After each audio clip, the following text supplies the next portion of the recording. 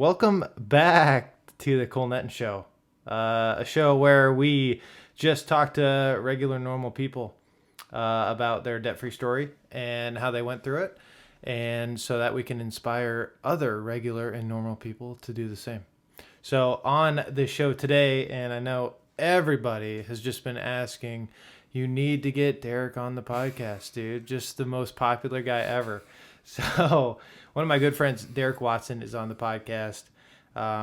He's been my good friend for a while.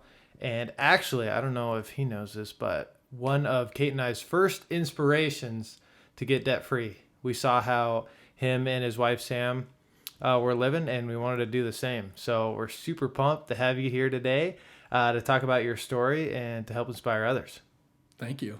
Yeah. I did not know that, but we're honored to be a part of your guys' journey. Yeah, dude. It was really cool for us to have you as kind of mentors, and we had known about the whole, hey, we should probably pay off our debt kind of stuff, and then we talked to you about it, and you're like, dude, it's the best thing that's ever happened to us. And we're like, okay, that's it. We got to do this. So, all right, let's start off. What's your story, dude? How much debt did you have? How did you pay it off? What was your decision and everything? Yeah, so again, thanks for having me on. Ours is not terribly bad, which is a good thing. We pretty much, we'll start from the beginning. We were blessed. Samantha's parents paid for her entire school, which at the time, I'd never realized how much of a blessing that even was until we went through this debt process. And I ended up getting, it's not really a scholarship, but the company I worked for through high school offered me a full-time job out of high school. And part of that was, if you come work for us, we'll continue to pay for your degree. So on that front too, I didn't have any student loans, much like you. So we were able to bypass that, which was great. However, I came out of high school with no debt, jumped straight to a full-time career, thought I was rich. I just thought I had so much money. So before I even got my first paycheck, I already had my truck. And my parents, they were aware of debt, and I think my dad was more against it than my mom was. So I don't want to say either of them really talked me out of it.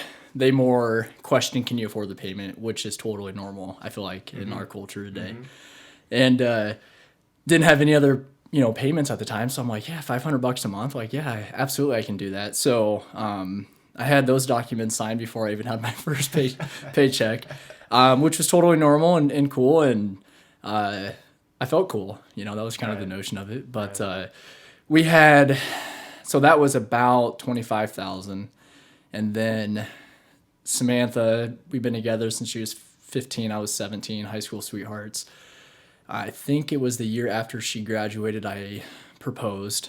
So we had $3,000 to $4,000 on that. I was paying it off, but before we kind of became aware of debt, I think there was $3,000 or $4,000 left on her ring. So that was really what started it all. I had my truck down to $12,000 or $13,000 when we got married, and then we really had no plans to pay off debt. It was just we were aware of it and making our payments like normal.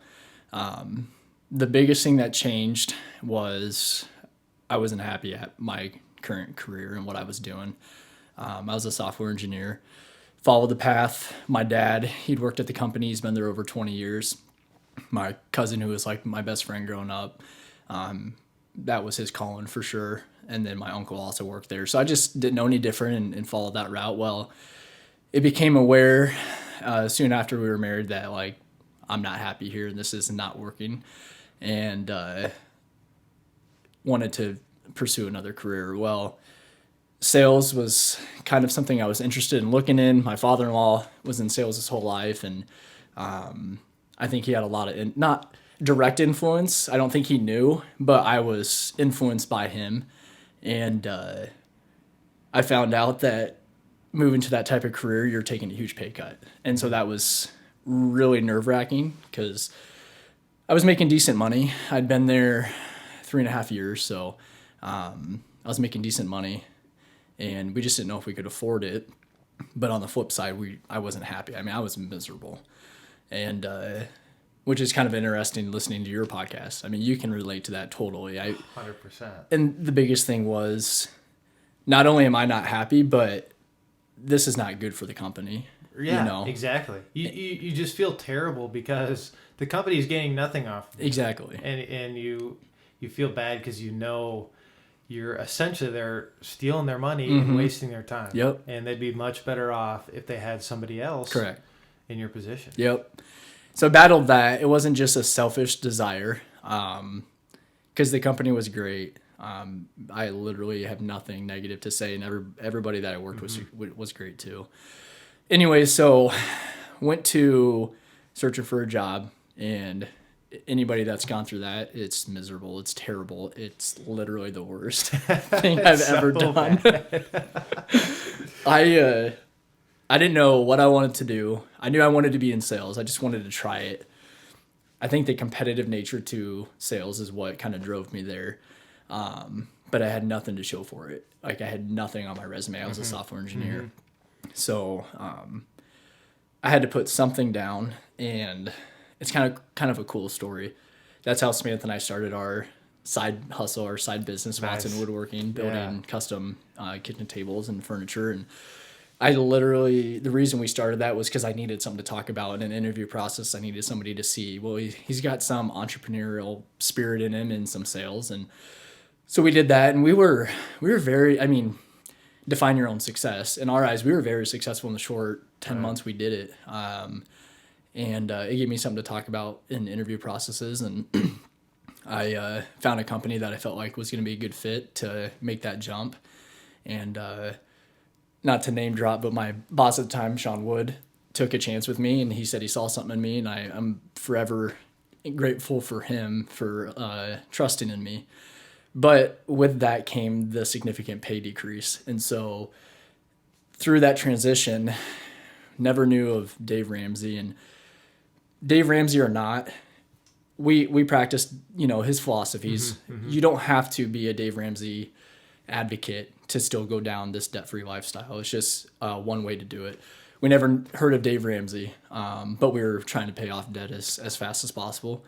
And we were able to knock it out the same time I made that career jump. So we made ends meet and knew, okay, if I can be successful in this, it's going to work. But we at least have enough to make it by. So moving towards that direction, I started seeing success, I believe, sooner than what was anticipated. Again, I had great people around me at work. I had a great mentor. So they definitely helped me along that track. But with that came the arrogant, I deserve more. My image was more important to me. It was a career that you wore suits every day, which I never saw myself doing, but I didn't mind it also at the time. And one of the sales reps at the time was looking at buying a new Cadillac. Not a new one, but a newer Cadillac. A newer Cadillac from the Cadillac. This is such a bad story. Because I look at myself and I'm grateful for the outcome because it helped me grow, but it was a $20,000 teaching. Yep. Well, he was looking at this, this maroon Cadillac and going to the dealership to look at it, and literally the thing that went through my mind was, I'm a better sales guy than him, and my numbers show for it, and I deserve not to be driving Samantha's Sweet 16 Pontiac birthday present, right? And so I found this BMW, and I always wanted to own one, so I check that off. Not that I'm a bucket list guy, but I could check that off. Samantha loved it too, so we were on board. We went and looked at it, and what do you know? We ended up financing it for $18,600, and our monthly payment was $325, and we could afford that payment. We knew of Dave Ramsey at the time, and so, but we kind of relapsed a little bit. We were in a good position, and we had cash flow coming in, and we didn't look at it that way, but we were like, we can afford this. And it's so ironic. I mean, if you have faith or not, though, in my opinion, the way God works. So we had that transaction finalized. And I think I was just telling you this at the airport last week. That exact same month, our first payment on the car was being pulled. Our tax abatement on our house was up. And so we had to start paying property taxes. So that month, going forward, we lost just under $800 a month in cash flow. And to some people, that's a lot of money. To some people, it's not. To us, and we're in a 100% different financial state now, it's still a lot of to lose $800 a month. Right. And we freaked out. How are we going to do this? We talked about returning the car, which from an egotistical standpoint, I did not want to do that. Right. It was embarrassing. But we figured out, we know what we need to do. We got to pay this off, and we got to pay it off fast. And we ended up getting rid of a motorcycle we owned $3,000 on. But all said and done, we ended up paying, I would just say, I'll just round it up to $19,000. We paid it off in just under 8 months. And which hurts. And everyone has their own story. And it's hard for me to say it hurts because I know your guys' story, and that's even tougher. To each its own, I would say. But it's worth it. And I think that's the most important thing you have to ingrain in your mind. I ended up taking another career in the midst of all that, and I've been blessed there. It definitely helped ease the pain a little bit. But to look at thousands of dollars a month that you're like, oh, I could put this in savings, or it wasn't even, I think we got past the image-driven lifestyle. It's still important to us, but it's not like it used to be. And we still struggle with that daily. But once we got past that, and it was like, we need to be responsible. We need to set ourselves up for future success. We were able to stick to that and continue on. So yeah, that's kind of the high level, more in-depth story, but that's our debt number and our months that we paid it off. So that's awesome, dude. And it's crazy too, because are you a car guy? Would you consider yourself like a car guy? I'm a truck guy. A truck guy? Yeah. So I'm completely opposite. Like I could drive the rattiest, beatiest car you've ever seen and not care as long as it gets me from A to B. But like, I'm a camera dude. You know what I'm saying? Like, obviously. Yeah, exactly. So, I mean, I think everybody has their own thing that they struggle with wanting to overspend on. And I know if I wasn't in the position of wanting to pay off debt and being smart with my money, I would have credit cards filled with cinema cameras and lights and all that stuff that I'd be paying off. And it's crazy different. But I think when you first started, you said your payment on the truck was $500. Yeah. I think don't quote me because I don't know. It is. It's like the average. Industry average is like $506 right now. That's crazy. Yeah. That is insane. It's not even, it's almost depressing that our culture has created that as a norm. A norm. to spend $500 on a car payment. And you just calculate the interest lost on that. It's not substantial, but it's a couple $1,000 if you're paying 3 or 4%. Like right. If you take it to end of term. Like it's... Yeah, and even, not even the interest, but imagine having an extra $500 a month to put towards anything. Honestly, Yep. A trip you want to do with your family, investment, retirement. I think there was a statistic I read in one of Dave Ramsey's books, and this blew me away. And this is really what caught my attention of, dude, I need to be smart with the money, and I got to start thinking about the future and not about now. Is if you take that car payment and put it in like a mutual fund that gains 10 to 12% a year from ages like 35 to 65, you'll have like $5.5 million saved up. That's Isn't it weird? Yeah, dude, that's so weird. The hardest thing is, I don't know if you've heard of Anthony O'Neill. He's Ramsey, what do they call personality? Yeah. That, what he is doing totally is like, it's so awesome because it starts at the youth. Like, Yeah. you talk to anybody that isn't, I don't want to say financially driven or just the norm, retirement, they don't even Right. like, they don't want to think about it. They don't, and it's not like, there's such a negative impression of retirement.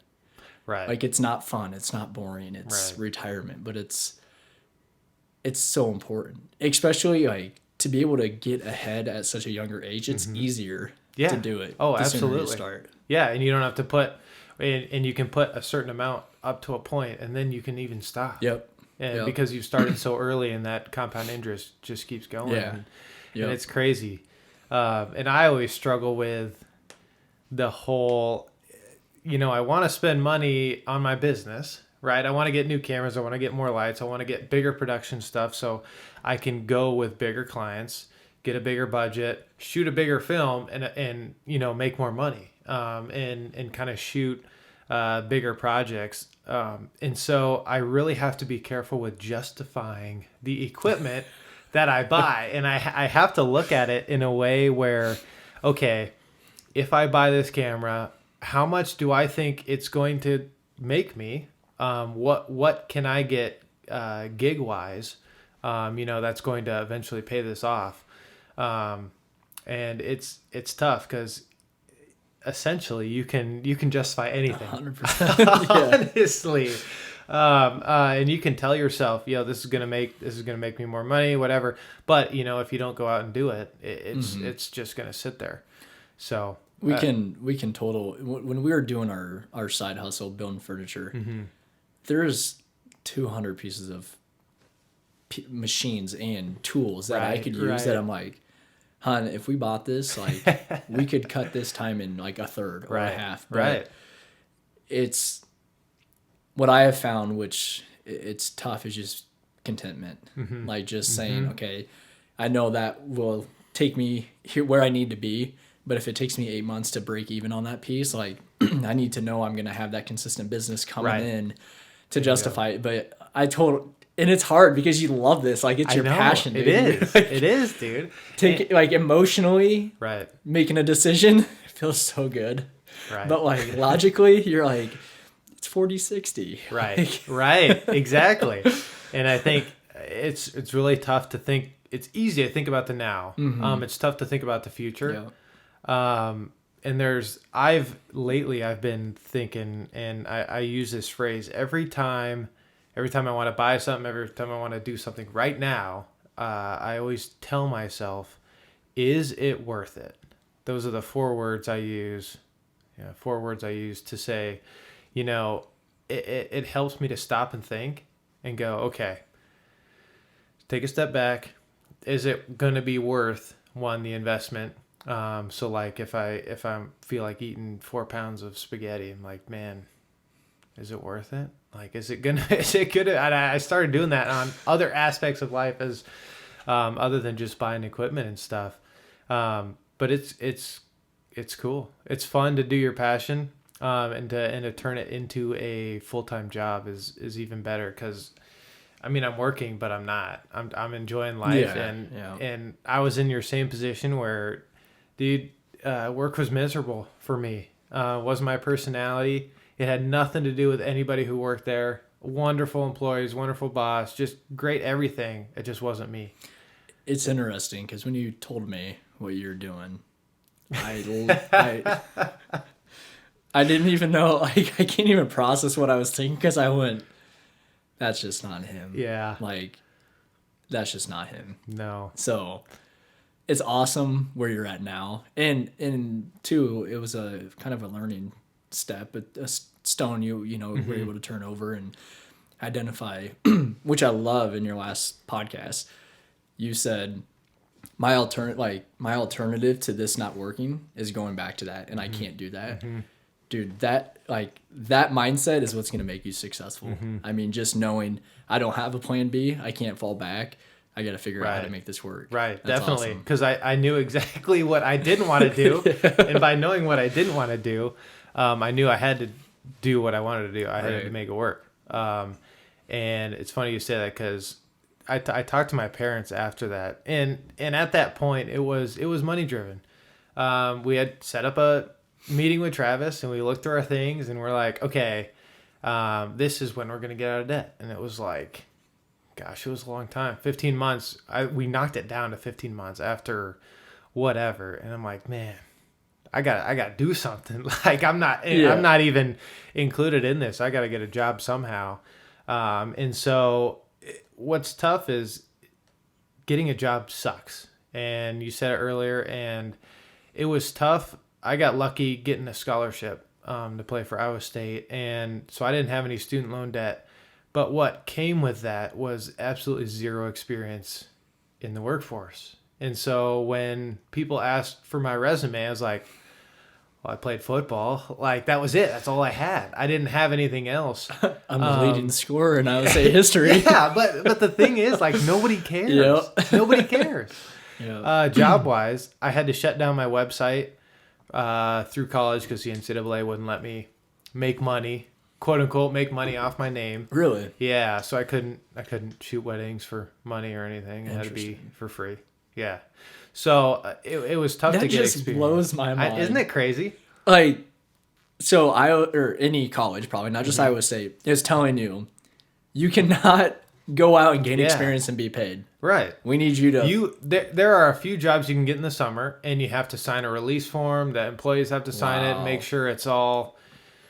It's crazy. Our school system is so messed up. Yeah, but I couldn't do freelance because essentially it was my own thing, and there was a lot of. I could go into the NCAA and all this kind of stuff. There was a guy we wanted a party bus for our wedding, and NCAA wouldn't let us have that either because he was an Iowa State fan, and we were gonna pay him. It's not like he was giving it for free. It's weird, but that was the tough part. Is so I looked at places where I wanted to go, like ad agencies. I wanted to do some creative stuff, videography.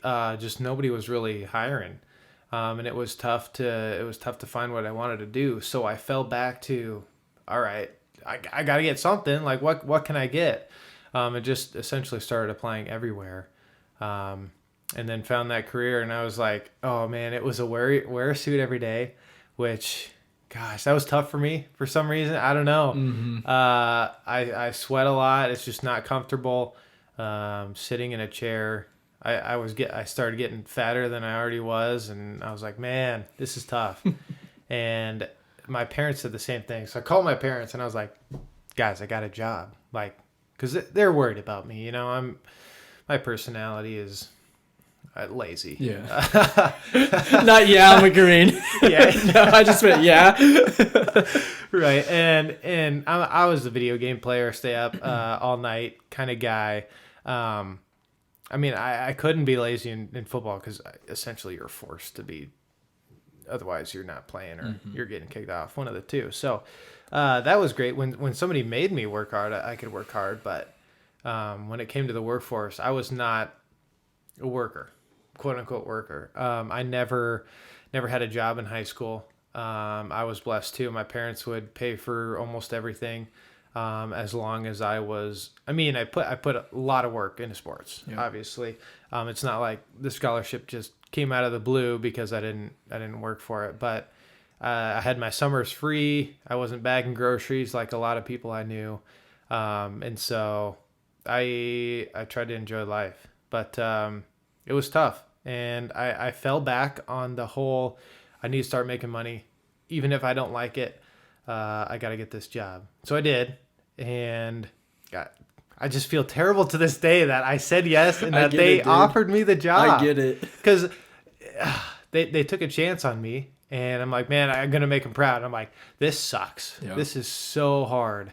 Calling people, 40, 45 people a day, sitting at a desk, just going through emails. And like, man, there's got to be, I'm not good at this. This isn't what I like doing. Everybody here is not getting better because of me, including myself.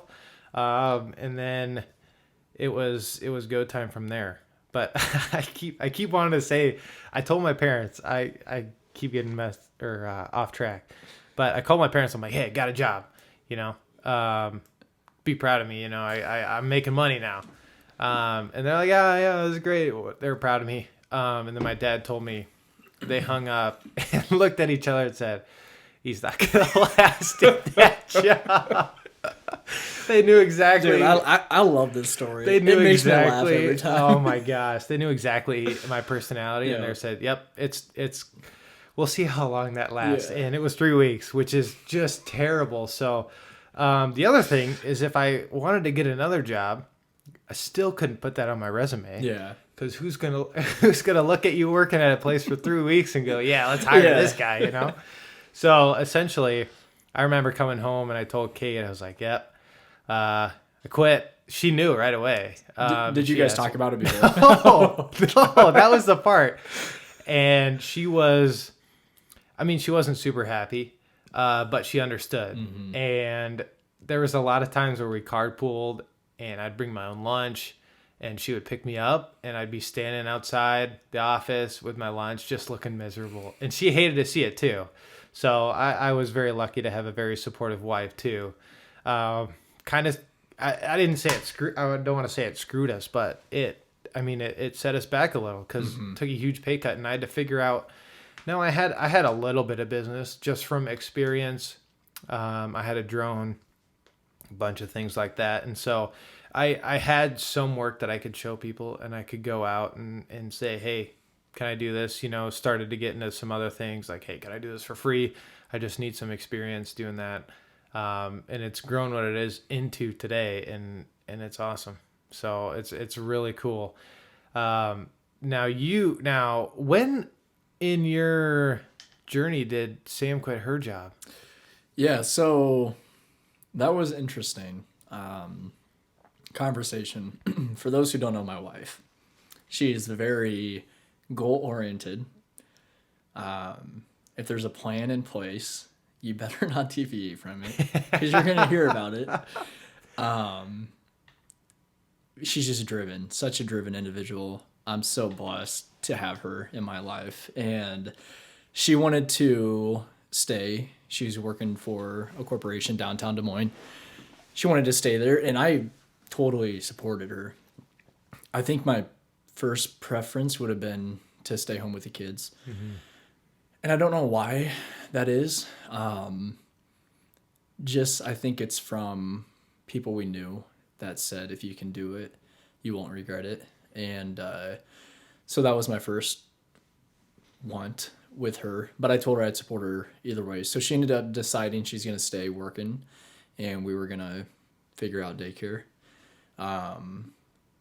So the interesting thing is when we started calculating how much daycare was, it was, and as people know who enroll in daycare, it's ridiculous. Yeah. It's like more than a mortgage payment depending on number of kids and where you go. So we sat down one night, we were looking up daycares, trying to just figure some things out. And I looked at her and I was like, hun, this is going to eat up a lot of, let's just do simple math, a lot of your paycheck or a portion of mine. We're going to have a couple $100 left over every month from your paycheck or mine. I'd rather invest that in you and look at it like I'm paying you to be home with our kids. And not that daycares don't raise them correctly. I want to use that loosely because a lot of people believe your kids are raised in daycare. Mm-hmm. Okay, that's fine. That's not how we perceived it. But I told her, if you're going to be home, they're going to be around you. They're going to be surrounded by what we believe in and what we want them to be surrounded from. And I just told her to pray about it, and which we did. And we were driving home from her family's Easter, and we weren't even talking. And she just goes, I'm staying home. Really? And I was like, what? And she goes, that's what I'm doing. I'm staying home. Which was, I didn't expect it, and it was huge for her to make that decision. But the cool thing was, we had been following this debt-free lifestyle. We were living below our means. I'm not even sure. We always are doing something investment-wise, whatever you want to call it, whether it's in a hobby or to make money, I don't know. But it's not like we're just sitting around cash piling money somewhere. We've never been that type. We've always said, how can we invest this in something? And by living that lifestyle, not having any consumer debt, we were able to essentially lose her income and me work full time and still make ends meet. And that's been a huge blessing. I've been grateful and blessed for my employer. They're awesome. And it's been awesome having her stay home. So I don't know, I kind of went down a rabbit trail there, but that was kind of how we got to that decision. And and I don't say she's a stay-at-home mom. She's a full-time stay-at-home mom. Yeah. Works more hours than I do. Clocks in at 7, clocks out at 8. Right. And there's such I've found this, and I was fault to this before, but mothers that stay at home do not have it easy. Right. My wife says it was easier working full-time. And I think there comes with, some guilt because she feels like she's not contributing. But I constantly remind her if it wasn't for her and what she's doing, I couldn't be doing what I'm doing. And we're a team, and that's how we are being successful in our eyes. So that's how we got to that decision. It's been great. There's more days she wants to probably go back to work, but you put your head on the pillow and start fresh in the morning. So. Right. That's awesome. And I think that's a huge motivation for a lot of people too. I know Kate's the same way too. Eventually, she's really adamant about being a stay-at-home mom and staying with the kids, and she wants to do the same thing. But she's working on some other things that she can do at home too. And it's so cool that you were able to do that. And I was going to ask you this, but you answered it. You probably weren't going to be able to do that if you weren't debt free, right? No, That's crazy. No chance. And the thing is if you look at having, and again, to each his own, this is our perspective, and those who see things different, like if that works for them, that's great. There's no one right way.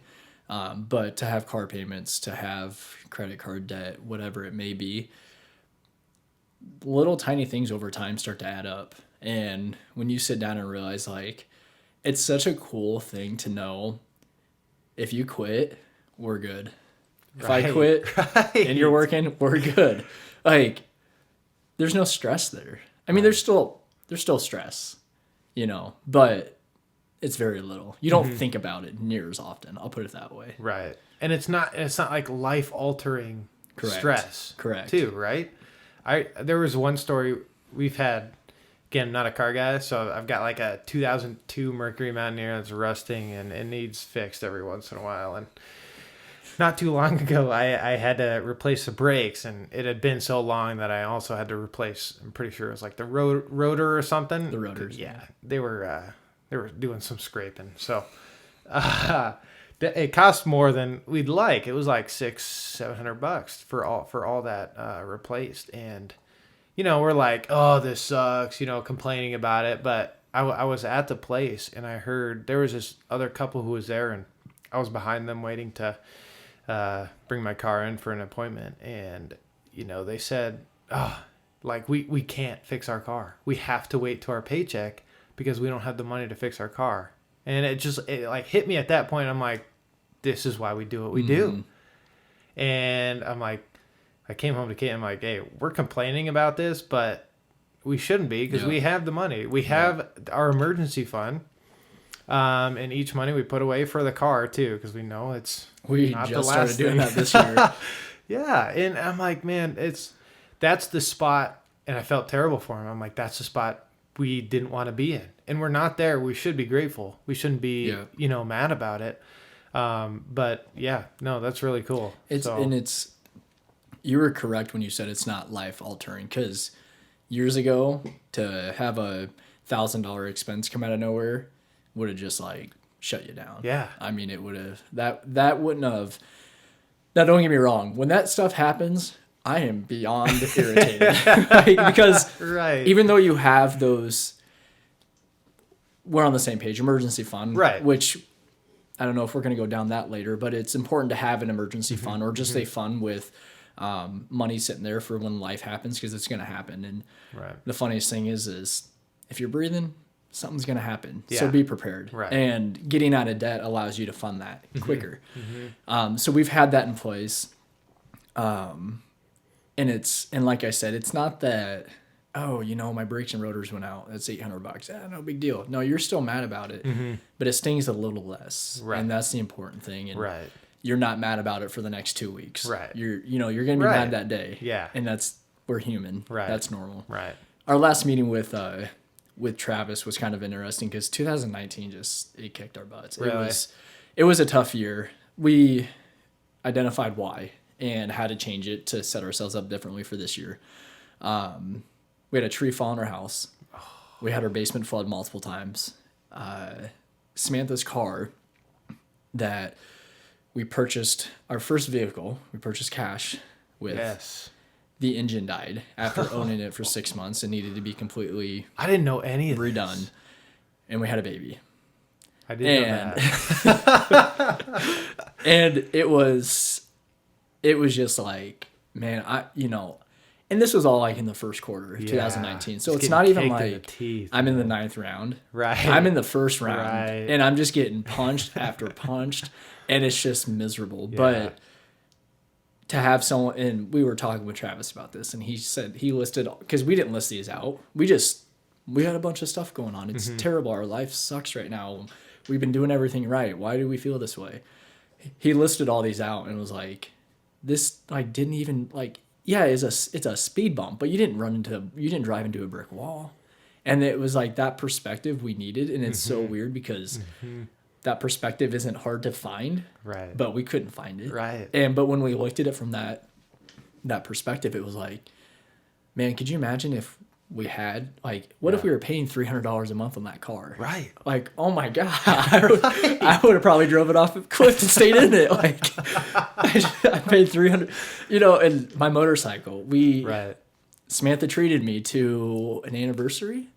So we take out a loan and we owed $3,000 on that motorcycle and I owned it for like 3 months and I paid $100 a month because it was easy to afford. Yep. And like the third month something happened and I remember yelling at her, not at her, in her direction.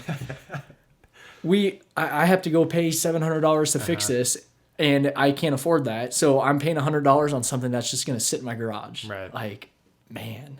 Right. That's so crazy. Dude, that's so crazy. I wanted to talk about your house too, because when did you buy your first house? We bought our first one, like the Mitchellville house, and we closed on it Christmas Eve 2013. Were you in debt at that point? Or had you had all your debt No,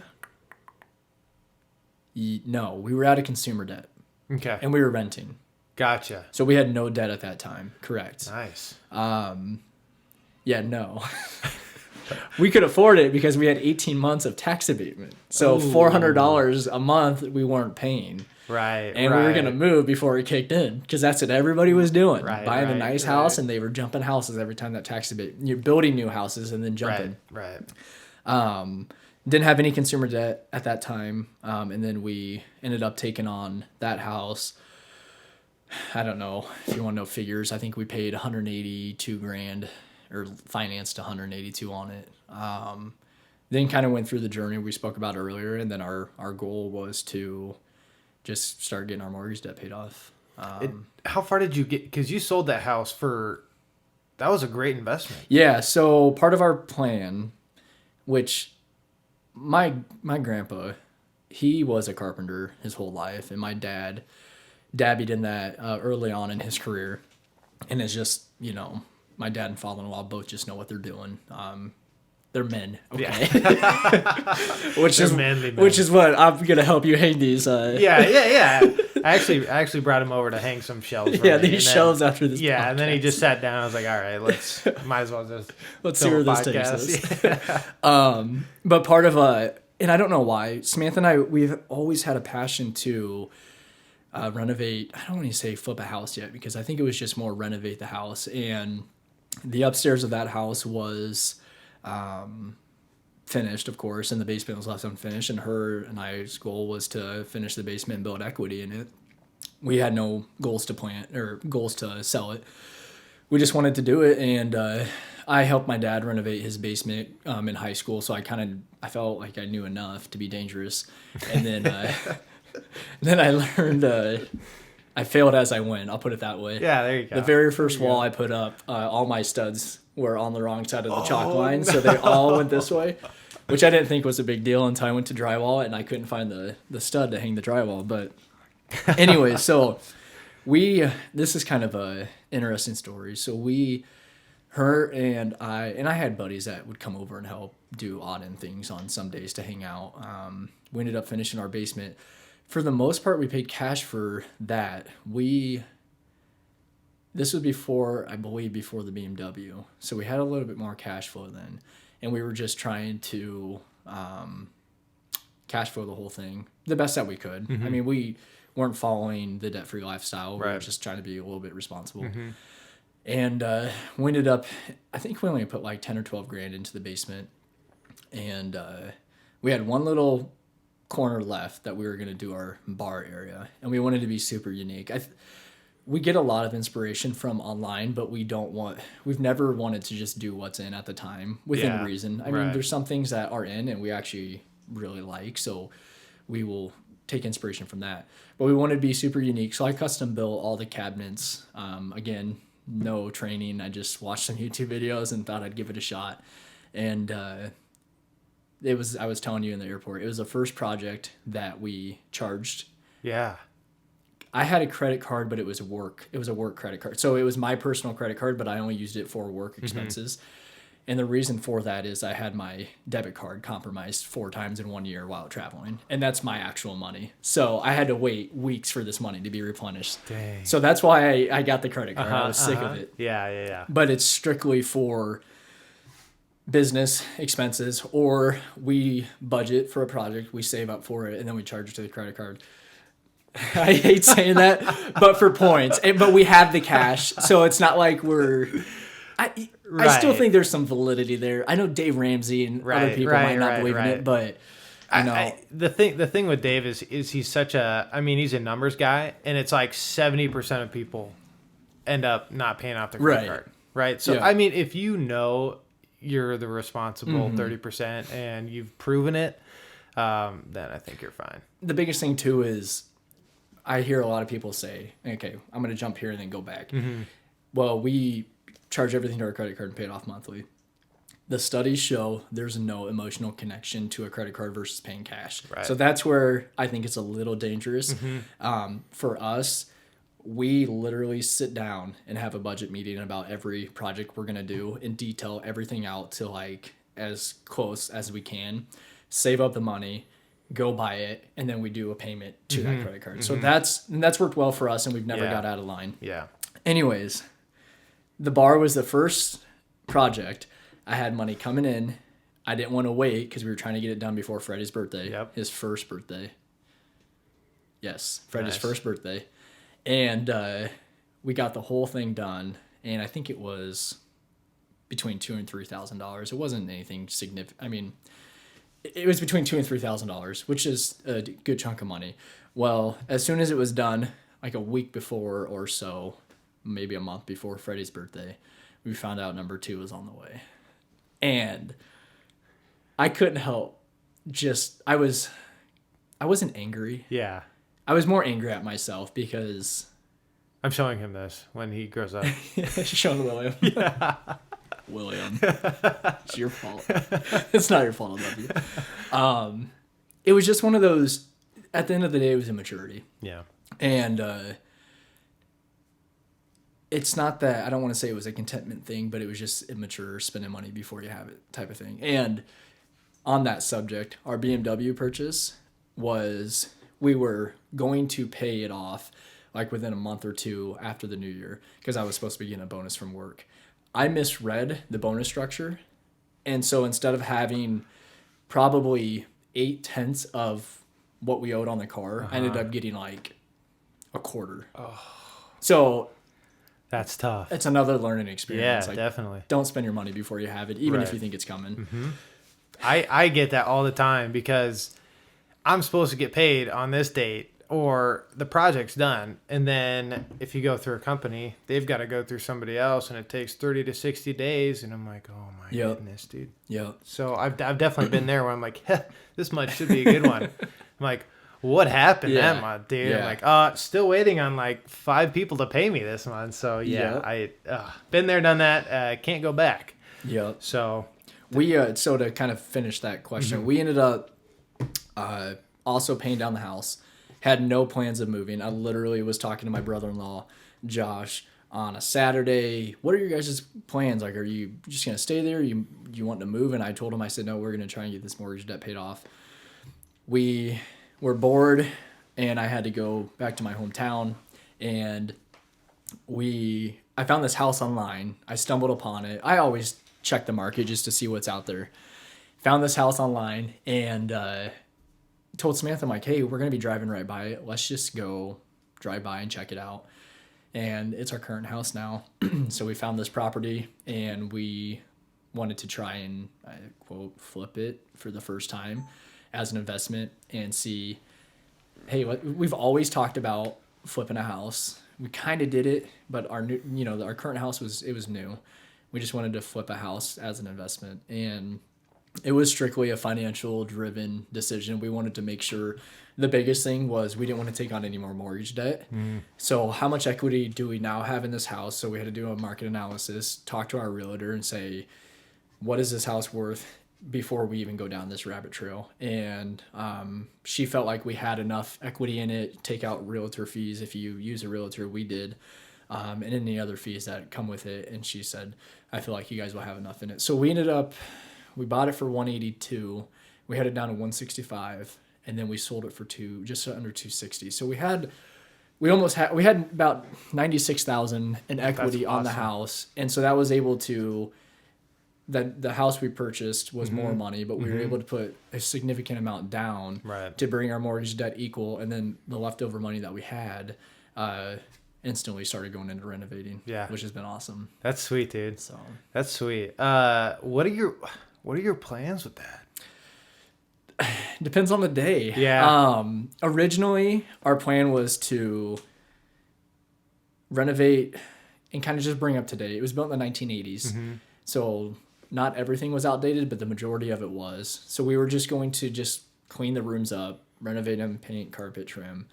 I believe, if you ask Samantha, she was going to do all the bathrooms, but I don't know if I actually had plans to touch the bathrooms. Gotcha.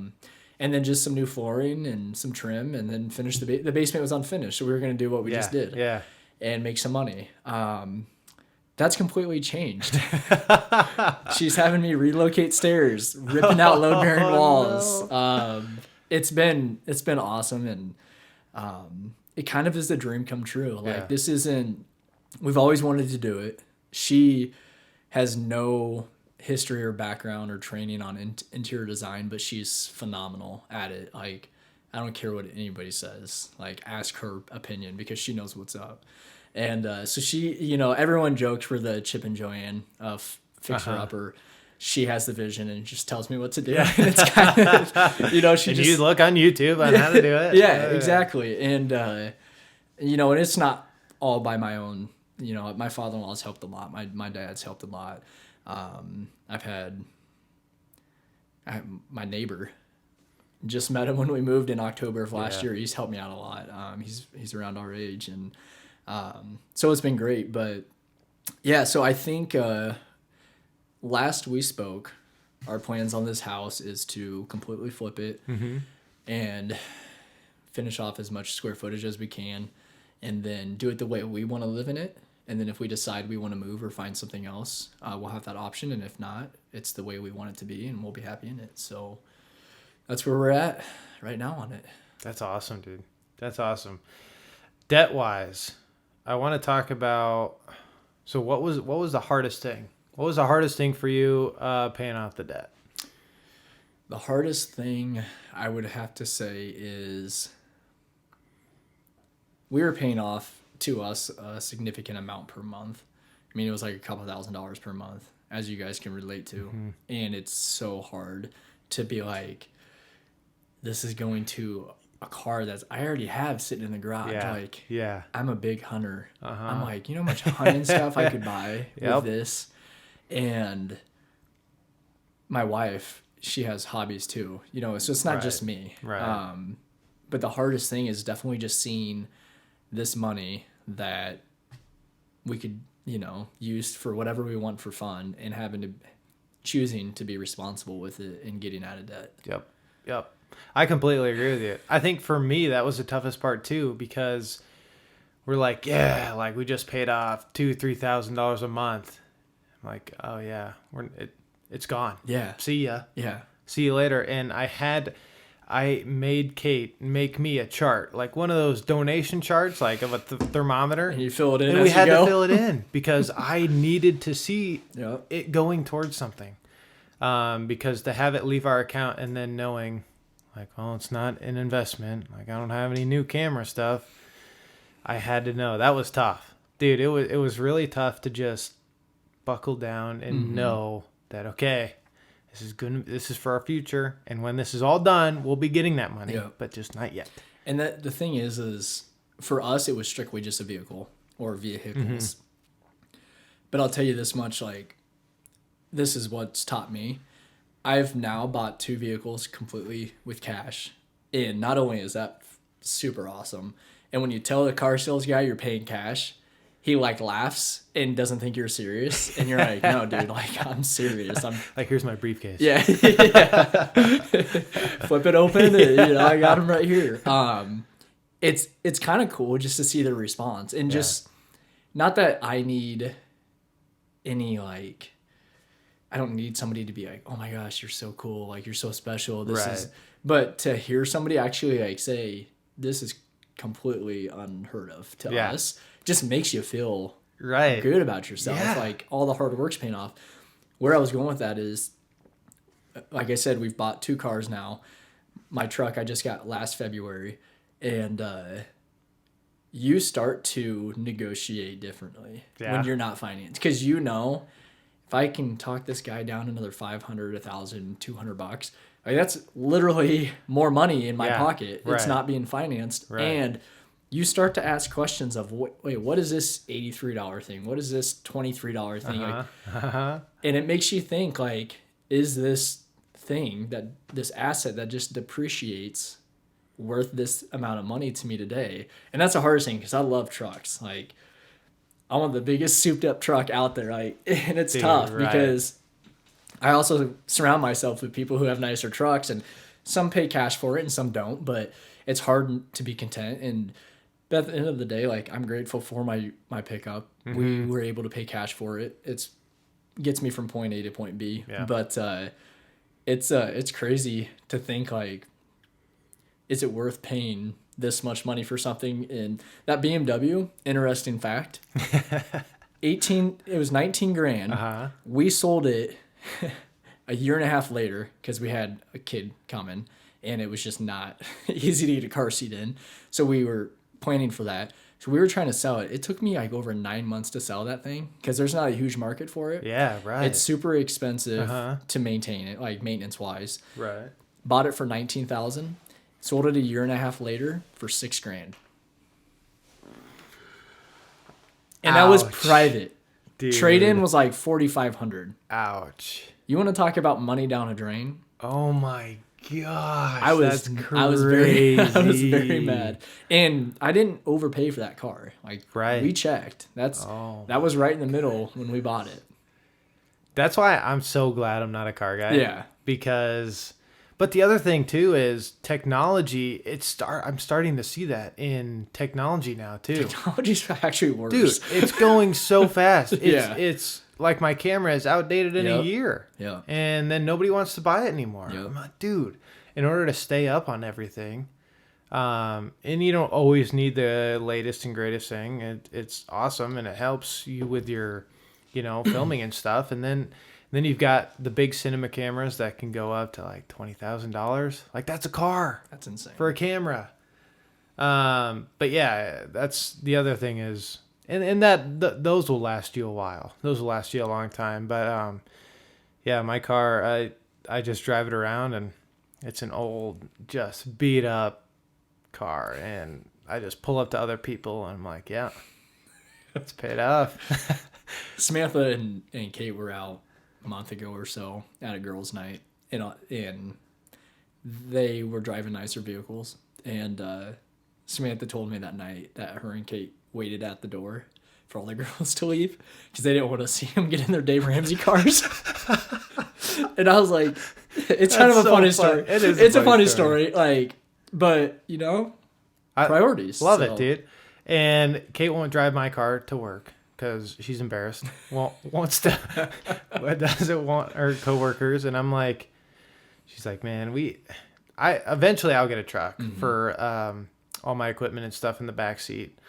But dude, it's in there, and I pull up, and if somebody asks me like, oh, why don't you have a new car? I'm like, oh, it's because I don't owe anything on this, and it's not depreciating at all because it's depreciated. It's at zero. It's like it is all the way down. Yeah. So nobody's gonna pay me to buy this anything. So I am losing nothing on this car. There's nothing wrong with it.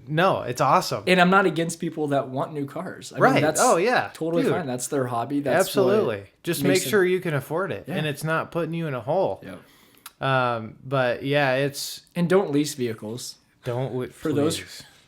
It is the most expensive way to finance a vehicle. Most expensive way to finance a vehicle. So. And and the other thing is like, because Kate's like, I don't want to get out of your car. I'm like, well, here's the deal. If I get out on a job of my car and my client goes, geesh, why don't you have a new car? I'm like, it's because you don't pay me. Yeah.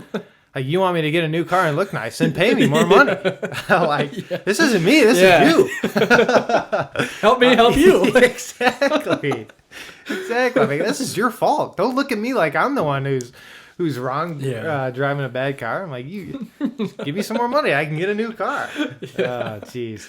No, that's funny. Okay. Any advice? Somebody who wants to get out of debt, but it's like, man, I can't do it. I don't want to do it. I don't want to give up anything for the lifestyle. What advice do you have for that person? The naysayers. So by nature, my job and how I help people, I'm in sales, of course. And so what I find to work best, if I was directly talking with somebody, is really to get to know what do they want. Like at the end of the day, what do you want? What are you trying to accomplish? And focus whatever I would tell them, focus it around that specifically. A more generic answer would be, you don't have to give up anything. And the interesting thing I found, and the whole reason why I wanted to get out of debt and get on a budget, is because I wanted to spend more money. Right. I hated not having money and getting to the next pay period, looking at my wife and saying, why do we have less money in our savings than we did 2 weeks ago? Yep. And I know we put money in savings 2 weeks ago. Like, what is going on? We just got paid. Yeah. Where's my money? Yes. And so to answer your question, it's identify, and I hate answering this. Everyone says you have to have a why. It's so important.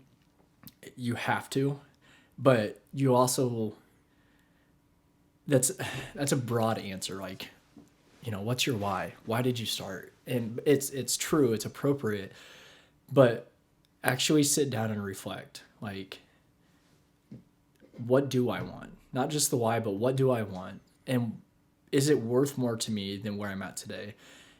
And what I have told a lot of people is, don't hold on to something good when something great could be waiting for you. And this is speaking from experience, and I know you and Kate can say that too. Like, things were good, they weren't bad, but where you're at now is not even comparable to where you were. That's the thing. And it's like, for us, it's opened up the opportunity of, I can pursue my dream. I can work what I love to do because we've given ourselves that opportunity to where we're not held down by a car payment. Yeah. We're not held down by all this other stuff that we have to pay monthly in order to survive because we like nice things. We're completely fine with living in an apartment that's just big enough for us to, live. But we're It's so happy. It's a nice apartment. Oh. It's a nice townhouse. Don't discredit yourself. You're right. Now, we did live in a one-bedroom, Yes. 600 square foot, squished. I had to fit my office in there somewhere. But yeah, no, this is an upgrade. You're right. I'm not downplaying it. But that's why we don't have a house yet, because we both, I took a pay cut to pursue my dreams. I could be making more money, but I'd be miserable. We could probably have enough for a house now, but it's not worth it because I wouldn't give up what I do for anything in the world. Yeah. It's Tuesday afternoon. Look at us. Yeah. Huh? Yeah. Gee. Just don't let my boss hear this podcast. No, I told him I was doing it. That's awesome. But yeah, well, we were supposed to do it at 11 today, and just Derek shows up at noon, and I'm like, dude, are you okay? Like, are you on your way? You didn't get lost, did you? I No, got that that's text, and I was like, we have different times. I had noon down, he had 11. No, that's the part. But- That's the cool part about it is it doesn't matter for us because we got all day, man. Yeah. And that's really cool for us to be able to do that. So I feel like to kind of turn a question to a question, I want to add in there getting out of debt, whether it's a large amount or not. One, it's not easy. It's tough. It sucks. Every day, literally, is not. It just sucks. But we were fortunate to not have any college debt. We were fortunate to not have any credit card debt. We had cars, motorcycle, and a truck at different times. We paid that off in, like I said, just under 8 months. You guys had over double, paid it off in 11, and you hear stories of people who are doing this for 1 year, 3 years. So to answer your question, ours sucked. I couldn't imagine doing this for 11 months with even more money or longer. Here's your chance, because I want to know what helped you guys the most. Like, how did you stay driven? And it's grit at the end of the Yeah, day. How did it you is. keep that grit? dude, it's looking at the future. And I think another thing that you probably don't know, but really like put into perspective was when Kate and I got engaged, right? We came out and hung out with you guys, and you guys took us out, and you had budgeted a certain amount of money. I didn't even know this, but yeah. You had budgeted a certain amount of money you wanted to spend on us that night. And so you paid for all our drinks, food, everything to celebrate. And Kate came home and told me that that was completely budgeted. And it wasn't like Spontaneous. it wasn't a spontaneous, I've had 5 beers, let me just pay for everything. You know what I'm saying? And I'm like, dude, that's the coolest thing ever. Like there was no strain on anything because No no guilt, no nothing. And I'm like, I want to do that. And that's cool. That's the cool thing. It is. And it's thinking about the future, and that thing I said earlier about taking that 500, investing it, and having in 20 years having $5.5 million. Like that was the other thing. I'm like, man, I hope you enjoy your car. Like, cause it's not costing you $40,000. It's costing you $5 million. Yeah. You know? And the other thing is we want to set up our kids for success as well. And we want to show them the way that we did it to be successful, and we want to pay for their colleges, and we want them to be able to follow their dreams and things like that, and not be a part of a family who's has stress all the time. Another thing is financial fights are one of the biggest things for divorce. Like that, it puts such a big strain on your relationship, and we've seen that with people too. And so I think that was a big motivation for us, was seeing other people struggle with it and essentially not wanting to be in that position and thinking about our future. And that's what drove us forward, was this is totally going to be worth it. And we've seen it because I'm doing what I love. We can pay for my car when it breaks down, all this other stuff that we wouldn't have been able to do earlier. And when we first met with Travis, we had like $4,000 in savings and debt, and we were just going to keep our savings and not pay off our debt. And Was that hard to empty? Did you guys empty down to 1,000? Dude, I freaked the F out when we decided to do it. And I remember because we had enough in savings to pay off whatever. Mm-hmm. I think it was the car, because that was the last thing we had. And I remember calling Travis, and for those who didn't listen to the last podcast, Travis is our financial coach. Yeah. That ironically enough, when we were going through our journey, it's kind of an interesting story. And I don't know if I ever told you this. So Travis knew my mother-in-law, and she knew Samantha and I were going down this journey, and we were just kind of doing our own thing. Dave Ramsey-ish. Yeah. I mean, we were doing it, but we didn't know anybody else that was doing it. Right. She reaches out to me and was like, I know this guy that goes to my church. He works with families. He's awesome, et cetera, et cetera. You should meet him. And I'm just like, yeah, okay. Well, I wake up one morning to an email sent at like 5 a.m. and Travis is in this email. I just felt like God wanted me to introduce you to. It doesn't have to go anywhere. Yeah. You know, it was a pretty extensive email.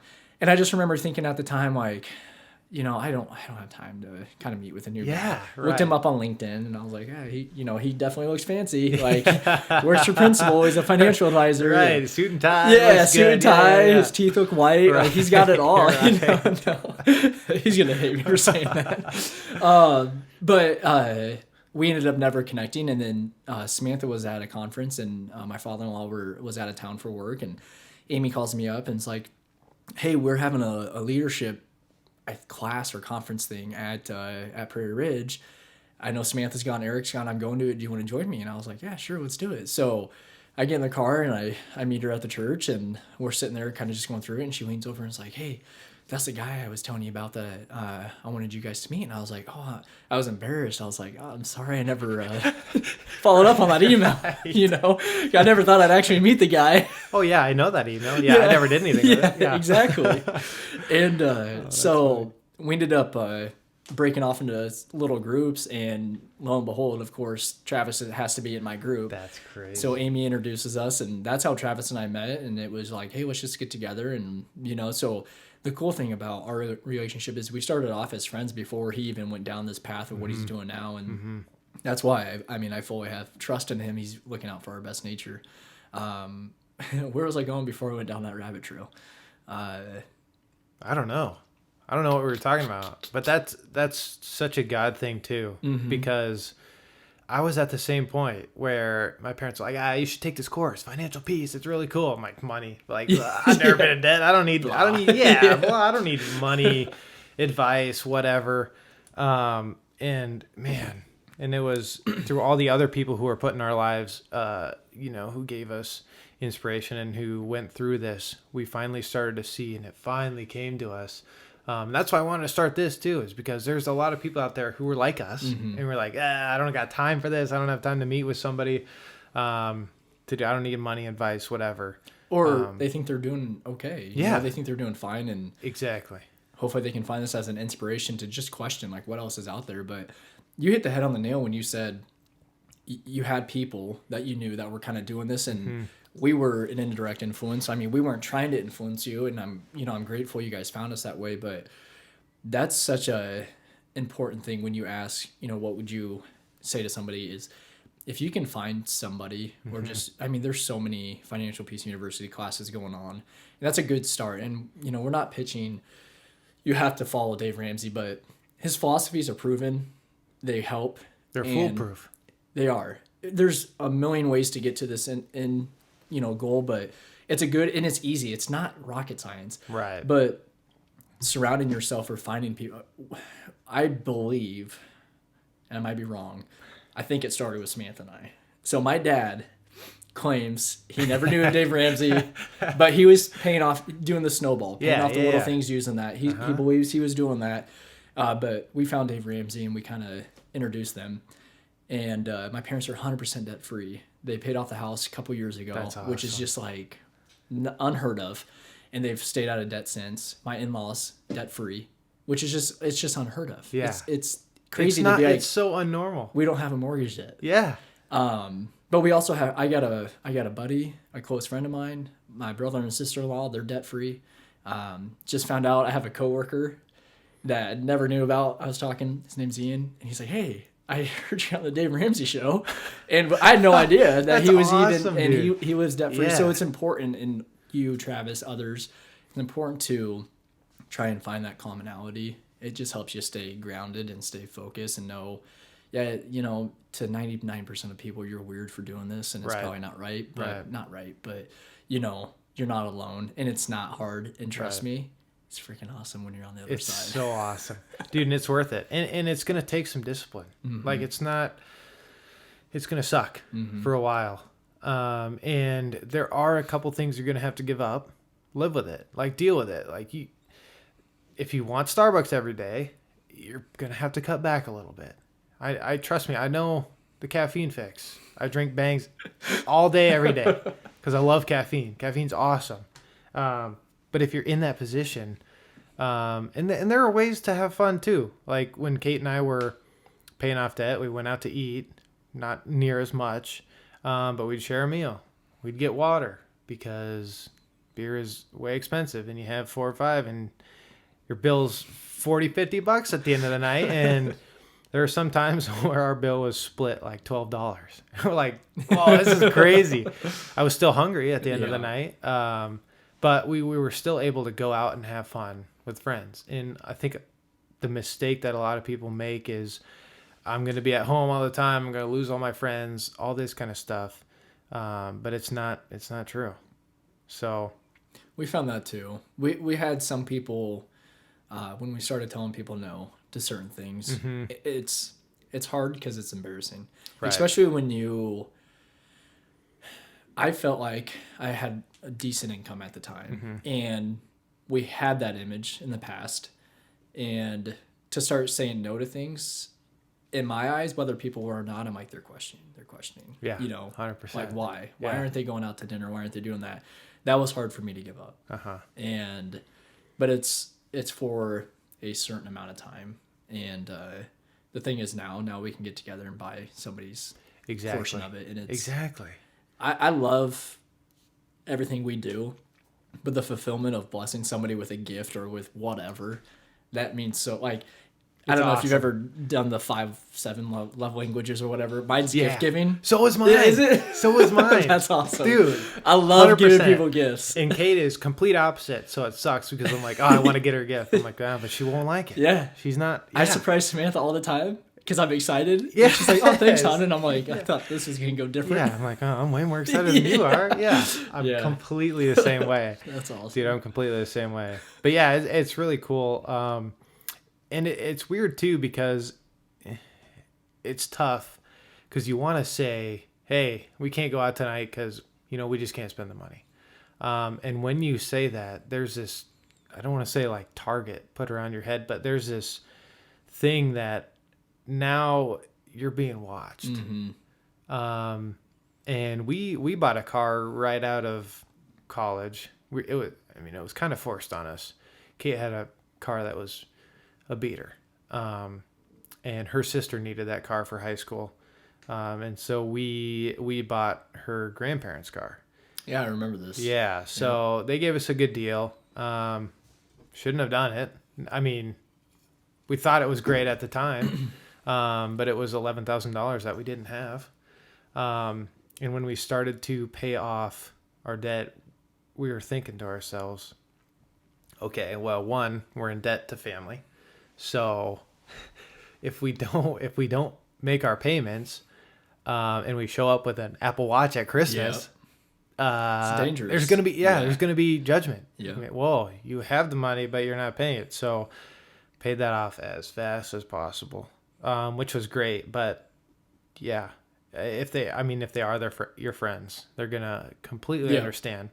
And I'm at that point too, where I wish more people would say no because they didn't have the money. There is an obligation to say yes, but don't feel like you have to. Just know that we've been in that position. There are a lot of people in that position, and we're completely on your side, and we support you, and we want you to be smart. Yeah. And if there's a time where you can't afford a lunch, dude, it's on me. And that's really cool to be able to do. It's that fear of judgment of not saying no, because at the end of the day, anything you said no or I said no, we could have done. Yeah.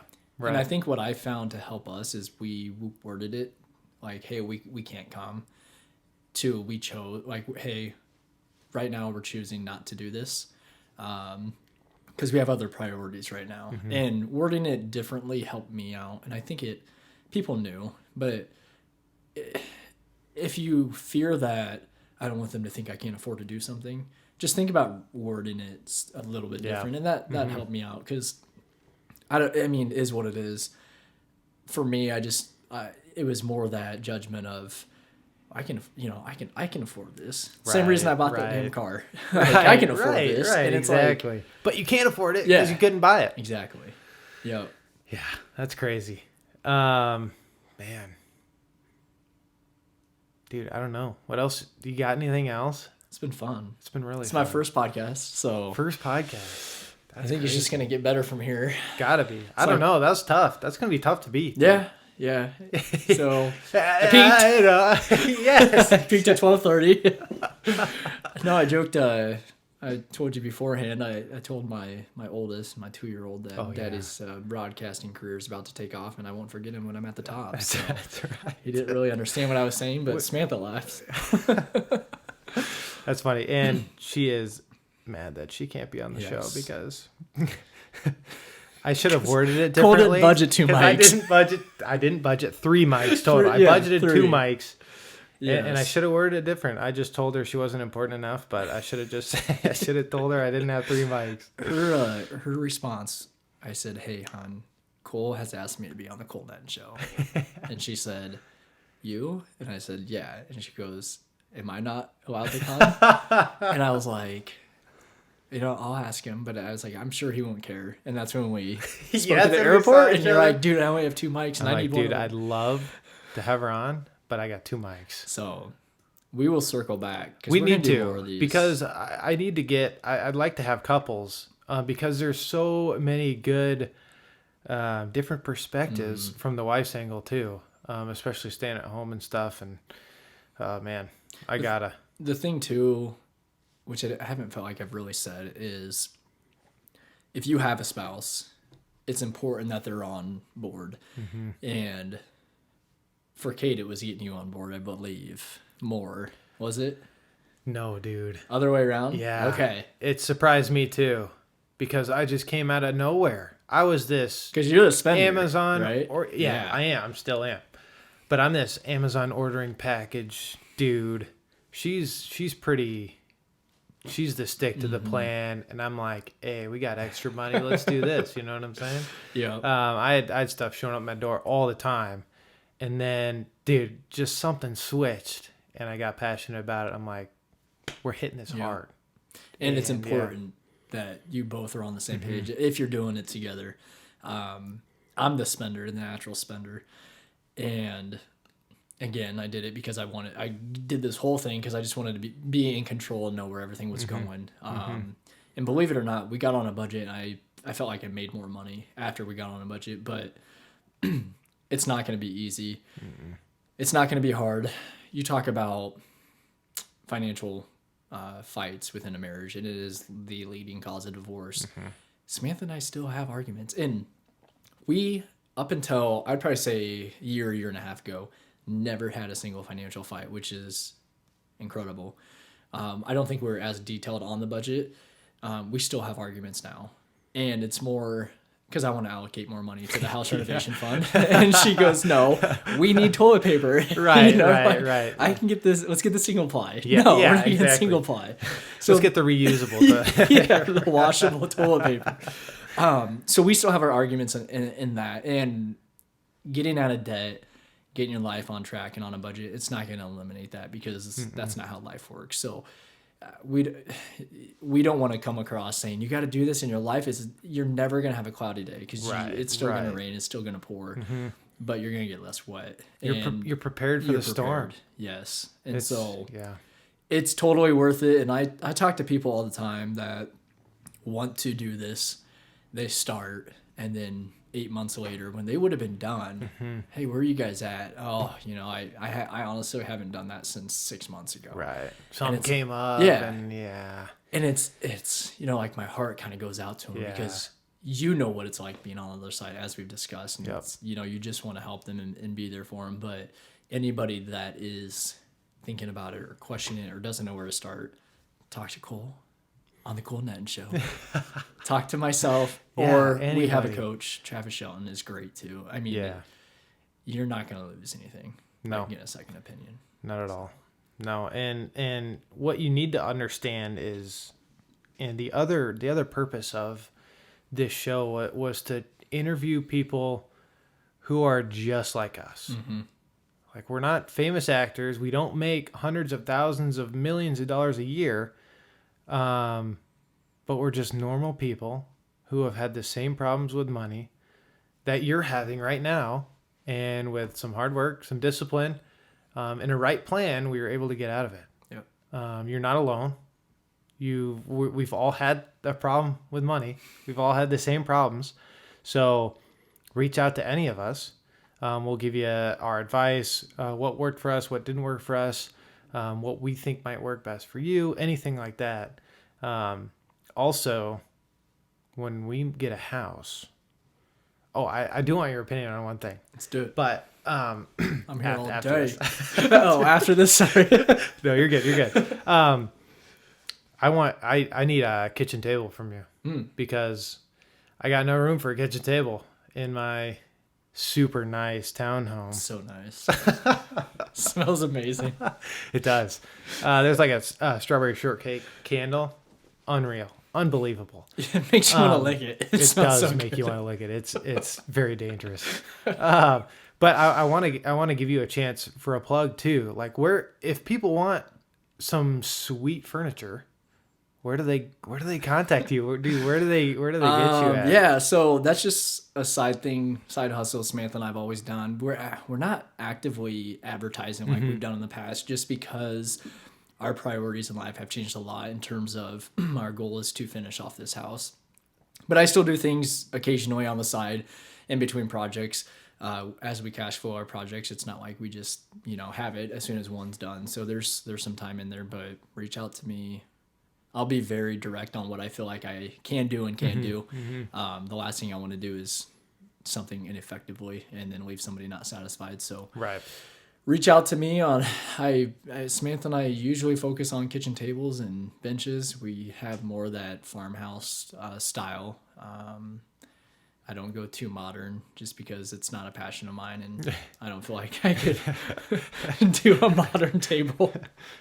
Right, just all black. My joints might not add up. Right, right. All black with metal. Yeah, definitely. But yeah, I mean, no, I appreciate that. But I'll get all your information too Yeah. in the notes and stuff, and people can click and contact you through that. But the thing I wanted to ask you about, so I read this story about this couple, and you obviously have a house, own a house, are great with that. So this couple was trying to save up for a house with cash, right? And so what they did was they just kept saving up, and every time they feel like they got to a point, the houses they want would just, be more expensive. And so they just keep saving up. Eventually they were at like $500,000 saved up because they wanted to pay for this house in cash. And they thought to themselves, they go, we have all this money and we're going to put it on a house. Now, a house is a good asset, right? But instead of buying a house, what they did was they put it into a fund that, I don't know what percent, maybe 6% or something. But that fund pays them like $2,000 a month. And so they're renting. They said, we have all this money. We don't want to put it towards a house. We're renting. But essentially, we get our rent paid for and more per month because we put this money in this fund. And I was like, dang. I am okay as of right now with not owning a house. I mean, I don't know. Obviously, I want to own a house. But that kind of like sparked my interest because I was like, man. Well, renting's for the devil. You know that, right? Renting is the devil. Nobody should ever rent. Nobody should ever rent. Because you're throwing away equity. Guys. You're throwing Come away, on, guys. You're paying for someone else's principal. Jeez. No, I think it's an interesting idea. I do know a handful of people that have a decent amount of money and it's just sitting in a savings account. And the hard thing is if you're going to invest that, your money's kind of tied up. You can still get it back.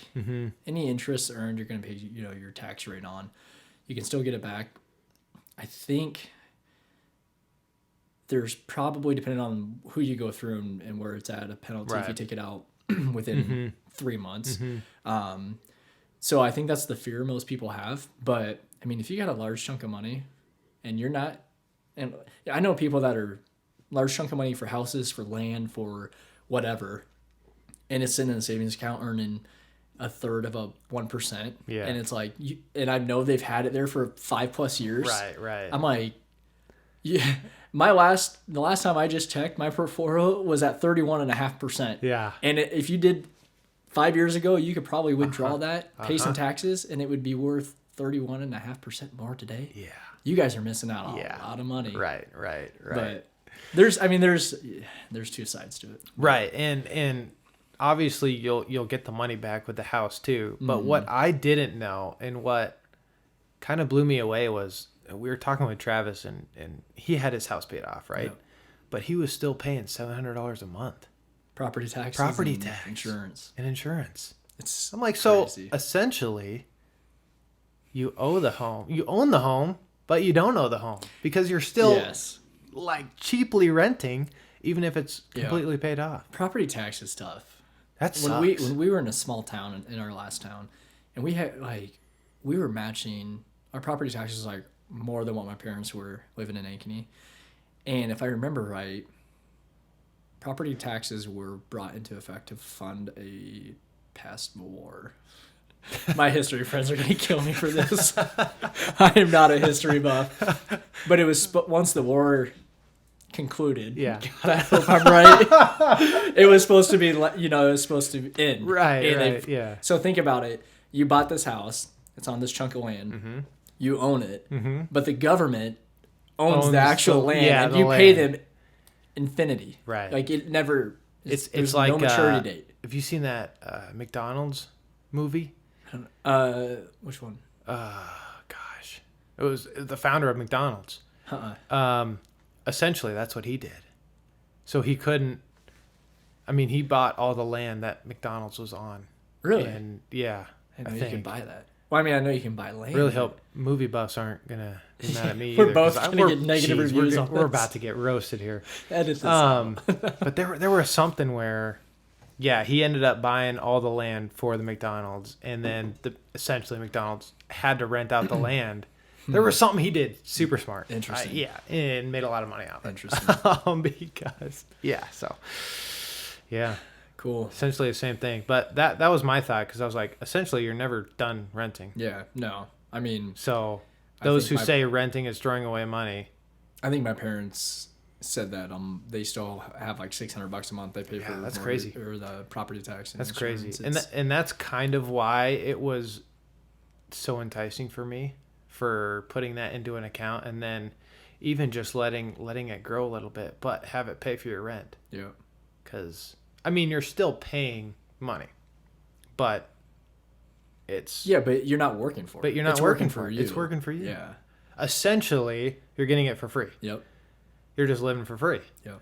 And I don't know, if you don't need a house and you're fine where you're at, that's cool with me. Yeah. Or I've always wanted to build a tiny house. Dude, I have too many deer heads for a tiny house. Like, I would need a deer head tiny house. I know. I feel like I could pare down, but it would hurt because I have a lot of equipment that I'd need like a room. Minimalist lifestyle. Trying to. Yeah. With some things. I wear a black shirt every day. I got clothes. I'm super minimalist. Same sweatpants, same black shirt. Got all black underwear. Whatever, Dude, I could build a tiny house in like a week for you if you needed. Dude, don't get me excited like that. We'll talk. Oh my god. Let's get these shelves up first. Yeah. Yeah, I try, but I don't think I can call myself minimalist. I have too much stuff that I don't need. I pretend it adds value, but it's just here. Makes you happy. You see that guitar behind you? Yeah, I see the. Yeah, I don't play. I see the basketball hoop behind your door. I shoot basketball, but I don't play guitar, so it's there. It's there to look cool. Yeah. So, oh man, dude. Right on. Well, we're an hour 30 minutes in. Woo. So beat dude, we Travis. ripped it. You did beat Travis. I'm impressed. You at the airport, you were like, I don't want to talk too much. I'm Yeah. like, dude, please talk as much as you can. This is not your. Yeah. Travis told me he was on a couple podcasts that shut him off at like 23 minutes because that's the ideal time for the most views Oh my god. that people will listen to. Really? Like, See, yeah, I this don't. isn't your I don't average mess pod- with that because when I download, it's when I'm driving, and I don't want a 23-minute Same, podcast. same. And there's a time and reason to look at your analytics and stuff and see what's working and what's not working. But if you're just doing it to have more people listen to it and you're skipping out on all this cool information, that ain't for me. Yeah. So, No. dude, we got an hour 30 jam packed Sweet. of just some stuff, dude. I It love was it. fun. It was so fun, Yeah, I was worried about when I get talking about something I'm passionate about. dude. I'm the worst. Same. I love it. No, it's great though. It was perfect.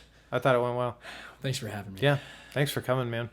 We'll definitely, when we get a sponsor and we just make it huge and we're like the #1 finance podcast on, Bang, I'm looking at you. I got an entire fridge. Yeah, it's pretty cool. Not necessary, but it's cool. It's really cool. Filled with Bang. So we'll take you as a sponsor. We'll take only products I believe in.